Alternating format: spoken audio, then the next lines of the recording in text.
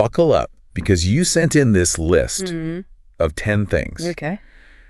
Apparently the recipe for like a positive romantic relationship with a woman, no sender name. Interesting. No context. Huh. Just subject line, pasted text. Ooh, that's good. Yeah. So pretty intriguing. Very much so, yeah. So we're going to dive into this and like just crack it open, see what's inside. I love it. So number 1 on the list. Okay. Demonstrates commitment. All right. Seems reasonable enough on the surface, right? Yeah. Like, who doesn't want a committed partner? Of course. But I'm already noticing something. Yeah, what's that? It's phrased as like the woman's actions. Like it's all on her to demonstrate the commitment. Yeah, that's a good point. So does that mean like the expectation of commitment isn't equal on both sides? Right, exactly. Yeah. It makes you wonder what commitment looks like from the other perspective, you know? Yeah, for sure.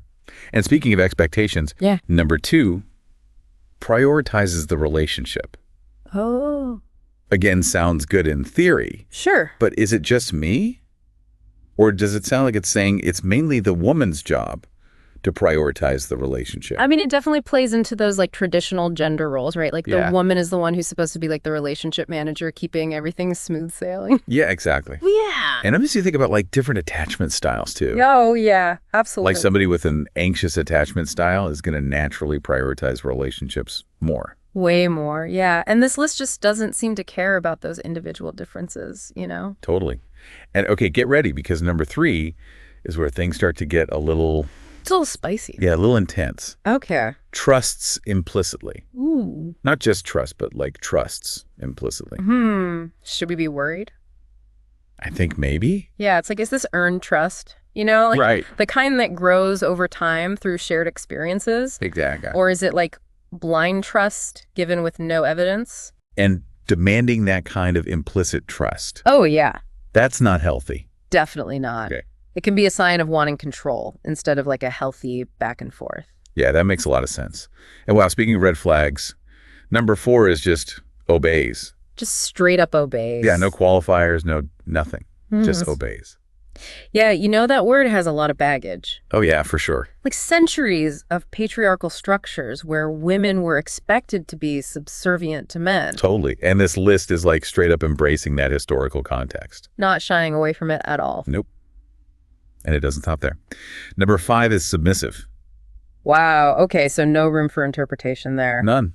And this isn't just about history either. No, you're right. It's about the psychology of it all. Exactly. Like if you're encouraging submissiveness in a partner, you're going to undermine their self-esteem. Absolutely. They're going to have trouble asserting their needs. Yeah, and it creates like a breeding ground for manipulation and control. Oh, absolutely. This list is starting to feel less like relationship advice and more like a how-to manual for controlling someone. Yeah, it's getting a little creepy. So let's move on to number 6. Okay. Makes decisions that demonstrate her commitment to the relationship.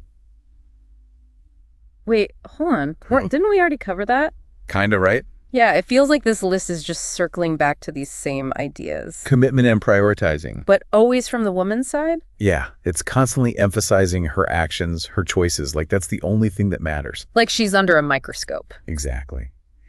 And that brings us to number 7. Supports her partner's goals and dreams. I mean, supporting your partner is important. Oh, yeah. Of course, mutual support is like the foundation of a healthy partnership. Right. But the way this is phrased, it's all about what the woman does. It's very one-sided, yeah. Like, is there an expectation of equal support in return? Right. Like relationships are a two-way street. Exactly. But this list seems to have forgotten about one of the people on that street. Yeah, for sure. Which brings us to number 8. Always puts her partner's needs first. Okay. Starting to see a theme here. Yeah, what is it? This list consistently elevates the man's needs and puts the woman in this position where she's constantly sacrificing herself. Yeah. And that can breed resentment over time. Oh, absolutely. Yeah. It creates a huge power imbalance. No doubt. Okay, number 9, teachable. Ooh, that's an interesting one. What do you think it means? Well, on the one hand, being open to learning and growing is a good thing. Sure. But in the context of this list, teachable takes on a whole new meaning. What do you mean? It's like they're saying the woman should be molded and shaped according to the man's ideals. Yeah, like she's the student and he's the teacher. Exactly. And that raises some questions about, power dynamics. Yeah, and personal autonomy. Totally.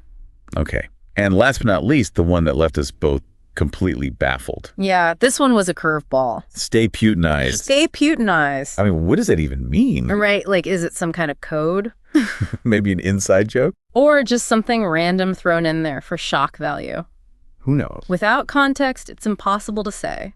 Yeah, that's a weird way to end this very strange list. Very strange indeed. So we started with what seemed like simple relationship advice, but things took a dark turn. Very dark. It's fascinating how much these 10 points reveal about like the underlying beliefs about relationships. Yeah, for sure. So what stood out to you the most? Well, for me, it's just how deeply ingrained these traditional gender roles and power dynamics still are. Yeah.